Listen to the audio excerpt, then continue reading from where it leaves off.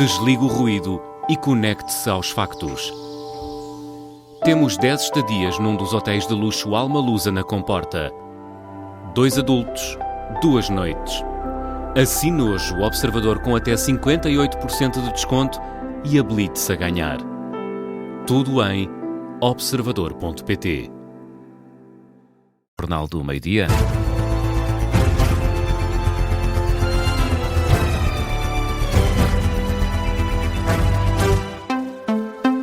Jornal do Meio-Dia, que tem a edição do Miguel Videira. Miguel, ficou em prisão preventiva o homem suspeito de ter atirado um cocktail Molotov contra os manifestantes que participavam na iniciativa Marcha pela Vida. É a medida de coação mais gravosa. A informação é avançada por fonte judiciária à agência Lusa. O homem de 39 anos foi ontem detido pela Polícia Judiciária.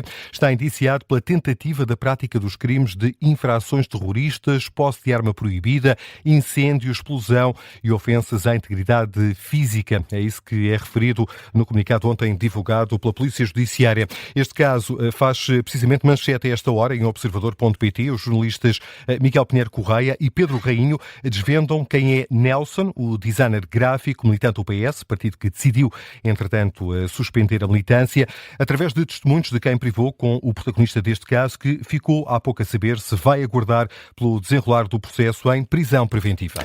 Terrorismo é a expressão usada pelo socialista Manuel Pizarro para qualificar as reservas em torno da escolha de Tiago Antunes para provedor de justiça. O antigo secretário de Estado dos governos de António Costa e José Sócrates é o nome indicado pelo PS no âmbito do acordo com o PSD para a eleição dos órgãos externos ao Parlamento. Não é um nome consensual.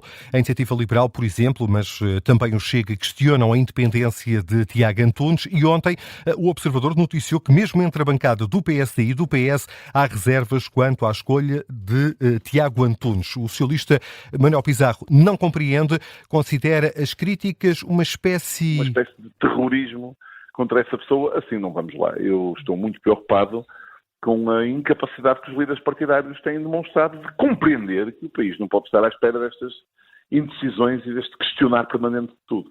Manuel Pizarro, o que é o terrorismo contra um candidato? Está a referir-se concretamente aqui? Estou a referir-me a qualquer suspeição que ponha em causa a total integridade profissional e pessoal do Dr. Tiago Antunes, que é o candidato indigitado para provedor de justiça. O facto das pessoas terem um percurso partidário não pode significar que elas estão inibidas de ocupar lugares que exigem adequada isenção. É o que defende o antigo Ministro da Saúde, entrevistado pela jornalista Carla Jorge de Carvalho, sobre as reservas entre os deputados do PS quanto à escolha de Tiago Antunes para a Provedoria de Justiça. Manuel Pizarro considera normal.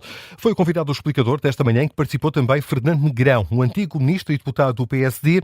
Sublinha que este episódio não é caso único. Isto que está a acontecer de contestação do nome e da possibilidade de não vir a ser eleito pelo voto direto dos deputados não é nenhuma novidade no que diz respeito à eleição de provedores de justiça. Eu recordo-me uma vez, já não me lembro bem quem é que veio a ser provedor de justiça, mas levou, salvo erro, 3 ou 4 votações até conseguir eleger uma personalidade como provedor de justiça. Portanto, se porventura não for eleito o candidato indicado pelo Partido Socialista hoje, não é nenhuma novidade. É isso que diz Fernando Negrão, antigo Ministro da Justiça. A eleição do novo provedor e demais órgãos externos ao Parlamento está agendada para as 3 da tarde. E Miguel, o grupo de trabalho que tem como objetivo estudar o que esteve na origem do apagão, prevê entregar o relatório no final deste mês. A ideia é fazê-lo mesmo no dia 28 de abril, o dia em que se assinala um ano deste episódio. A data é avançada à Rádio Observador pelo coordenador deste grupo de trabalho, o deputado do PSD Carlos Cação.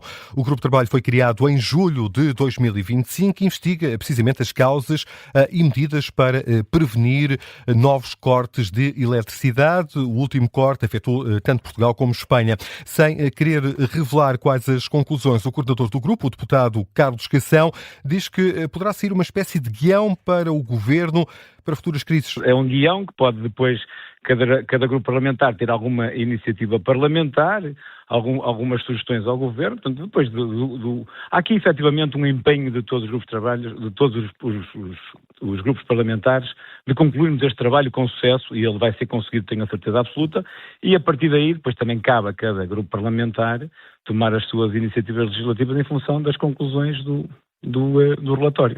É o que diz Carlos Cação, coordenador deste grupo de trabalho, onde está também o deputado socialista Pedro Vaz, foi de resto quem propôs a criação deste grupo.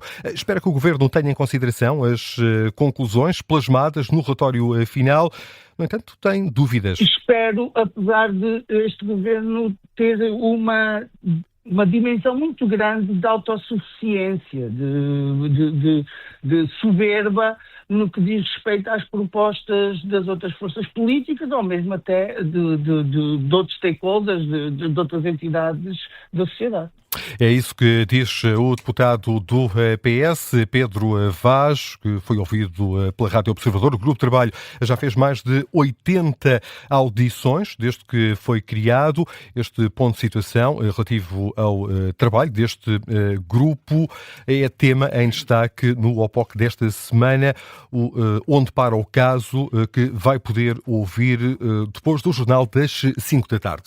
23 cirurgiões do IPO do Porto, Miguel, apresentaram escusa de responsabilidade. Estes profissionais de saúde alertam que os doentes estão em risco por falhas organizativas. Sim, os médicos dizem que não têm condições para garantir os devidos cuidados dos doentes. Os cirurgiões explicam, por exemplo, que estão a ser chamados para assegurar casos da área de especialidade que não é deles durante a noite, fins de semana e feriados, o caso de urologia e também otorrinolaringologia.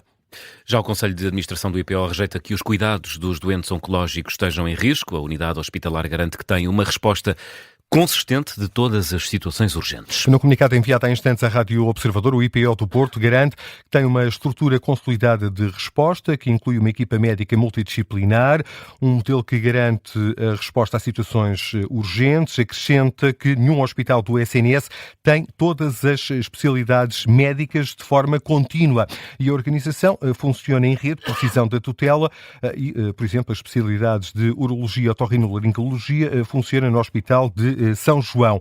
Este esquema nunca colocou em causa a segurança dos doentes, garante a administração do IPO do Porto em comunicado. Informa também que a unidade dispõe de um serviço de atendimento não programado, aberto 24 horas por dia, com 3 cirurgiões e que mantém as escalas de prevenção próprias em função do perfil clínico específico dos doentes internados. A instituição lamenta ainda o disseminar de informação alarmista por parte do Sindicato dos Médicos do Norte.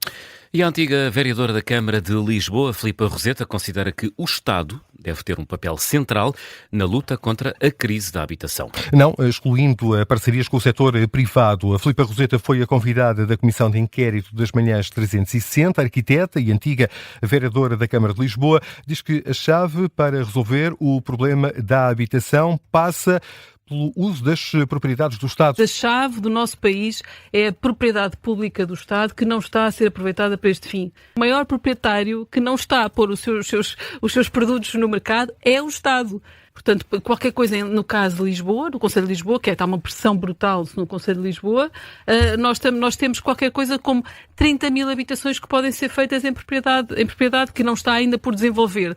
Destas 30 mil, 15 mil são públicas. Números avançados esta manhã aqui na antena do Observador pela antiga vereadora com o pluro da habitação, Filipa Roseta, foi a convidada da Comissão de Inquérito. 12h09, Miguel, que outras notícias vão marcando a atualidade a esta hora?